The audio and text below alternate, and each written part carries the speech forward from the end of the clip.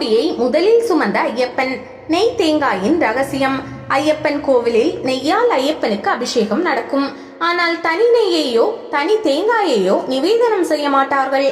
தேங்காய்க்குள் நெய் ஊற்றி நெய் தேங்காயையே நிவேதனமாக்கினார்கள். முக்கண் கொண்ட தேங்காய் சிவனை ஞாபகப்படுத்தும். பசுனை கோபாலனாகிய மகாவிஷ்ணுவை ஞாபகப்படுத்தும். சிவன் விஷ்ணு இருவருடைய அருள் கதிரொளியின் சக்தியாக அவதரித்தவர் ஐயப்பன். இதனால் சிவ விஷ்ணு வடிவமான நெய் தேங்காயை அவருக்கு நிவேதனம் செய்கின்றனர். ஐயப்பனுக்கு காணிக்கையாய் நெய் கொண்டு செல்வது காலம் காலமாய் இருந்து வருகிறது. இந்த வழக்கம் ஏன் ஏற்பட்டது தெரியுமா? பந்தள மன்னனின் மனைவி வயிற்று வலியால் அவதிப்படுவதாக பொய் உரைத்தாள். தனக்கு புலிப்பால் கொண்டு வர காடு நோக்கி புறப்பட்டான் ஐயப்பன்.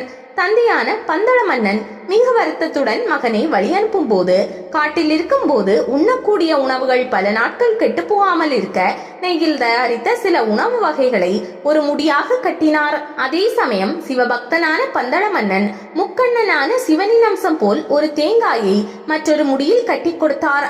அந்த இரு முடிகளையும் ஏந்திய சிறுவன் மணிகண்டன் புலிப்பால் கொண்டு வர காட்டிற்கு சென்றான். இருமுடியை முதலில் தலையில் ஏற்றியது ஐயப்பன் என்று புராணம் கூறுகிறது. இவ்வாறு இருமுடியை தலையில் தாங்கி ஐயப்பனை வழிபடும் முறை நாளடைவில் நிலைத்துவிட்டது. சபரிமலை ஐயப்பன் சிலை கடந்த 1800ஆம் ஆண்டு வரை தாரு சிலை எனப்படும் மரத்தால் செய்யப்பட்ட சிலையாக தான் இருந்தது. அதன் காரணமாக அப்போது வரை சுவாமிக்கு நெய் அபிஷேகம் நேரடியாக செய்யும் வழக்கம் இல்லாமல் இருந்தது. இதனால் ஐயப்ப பக்தர்கள் கொண்டு செல்லக்கூடிய நெய்யை அங்குள்ள நெய் தூணியில் கொட்டிவிட்டு வருவது வழக்கமாக இருந்தது. தற்போது நேரடியாக ஐயப்ப சுவாமிக்கு நெய் அபிஷேகம் செய்யப்பட்டு அந்த பிரசாதத்தை பக்தர்கள் வீட்டுக்கு கொண்டு வருகின்றனர். நெய் தேங்காய் சுமந்து செல்வதற்கான காரணம் என்ன? தன் அவதார காரணம் பூர்த்தி பெற்றதால் தான் சபரிமலையில் தவம் இருக்க போவதாகவும் தன்னை தரிசிக்க வேண்டுமானால் அங்கு வருமாறும் ஐயப்பன் கூறினார். பந்தள மன்னன், மணிகண்டா, நீ காட்டிற்குள் குடியிருக்க போவதாய் சொல்கிறாய். நாங்கள் உன்னை காண வேண்டும் என்றால் மலைகளை கடந்து வர வேண்டும். வயதான நான் உன்னை காண எப்படி வருவேன் என்றார்.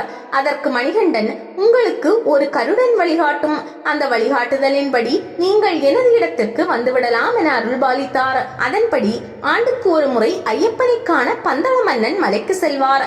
மகனை காண செல்லும் போது ஐயப்பனுக்கு பிடித்தமானவற்றை எல்லாம் எடுத்து செல்வார். நெய் சீக்கிரம் கெட்டு போகாத ஒன்று. எனவே நெய்யில் செய்த பலகாரங்களை கொண்டு செல்வார். மேலும் நெய்யை தேங்காய்க்குள் ஊற்றி கொண்டு சென்றால் இன்னும் பல நாட்கள் கெடாமல் இருக்கும். பந்தள மன்னன் ஐயப்பனை காண நடந்தே மலையேறுவார். மலையை அடைய பல நாட்களாகும். எனவே கெட்டு போகாத நெய்யை எடுத்து செல்லும் வழக்கம் உருவானது.